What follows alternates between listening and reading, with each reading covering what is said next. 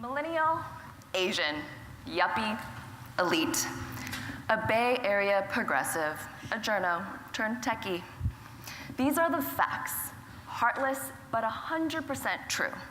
I'm a nameless concept, a demographic we read in the news. But who cares? I have friends sheltering me in a sea of blue. I'm liked, I'm loved. Of course I am. I only talk to those I approve. There's no space for controversial opinions, post something radical or seemingly wrong. You better apologize or see yourself, unfriend, be gone.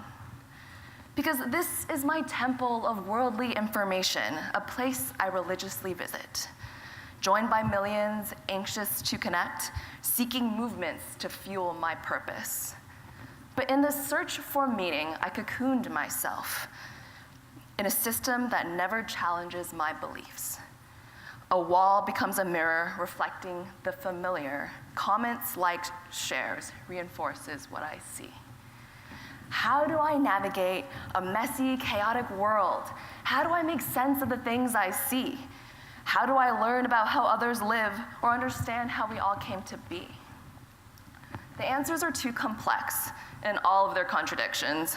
Nuance is hard to get compared by my own convictions.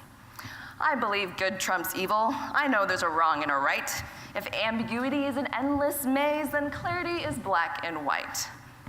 But life is pretty random, and events don't always have meaning. Despite my education and free will, I feel powerless, lost, I'm reeling. So I turn to these platforms, consuming all kinds of stories to explain away my fears and bask in self-righteous glory. False narratives are effective at validating my needs, but reporting is essential to explain what I don't know and can't see. This is where journalism gets a bit hung up, when facts hit their inevitable limits. Example, I'm a Chinese American living in SF. It's a fact, but why and how is it relevant? My high school friends used to call me China. I was too young and ignorant to be offended.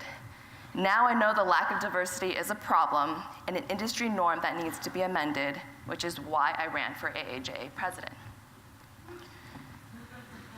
Is this true? Yes. Is it the truth? Partially. It requires more context to be fully complete. Because underneath the facts lie existential questions. It's the why and the how, the multifaceted truths that end up shaping the way we see the world now. For instance, there are 11 million unauthorized immigrants in the US. Does this fact help me understand how we include the other into our land? Does it help me decide which policies to support or abandon? Does it make me feel more secure about my livelihood and my children's future? Truths have the power to help us understand our lives through the perspectives of others and the experiences we'll never try. But beyond how they're composed, if platforms are the system stories flow, facts won't matter at all that we already know. Journalism can never reach its full potential as long as platforms intermediate the relationship between journalists and people. Public accountability is not enough. It was never part of a platform's mission. If we want to ensure a different outcome, then we need to redefine the vision. Audience engagement is important, but empowerment is the next step. Designing tools and products people can use, not just consume. Let's put our imagination to the test. If we're in the business of communication, can we do more than tell stories and reinvent the CMS? What if news orgs design the next Slack or Snapchat? Can we anticipate how people will interact? Yes, the future is treacherous.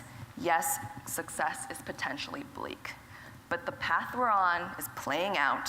Journalists have all the social responsibility, but none of the power to tweak how people read their stories and which ones. It's time to wake up. At the end of the day, stories are equally important as the vessels that carry them out to sea. The system is broken. The answer is us. Let's dream up a world that requires no fixing. If we change how we deliver the truth in our stories and systems to rebuild our trust, this is the path forward for journalism. We can and we must.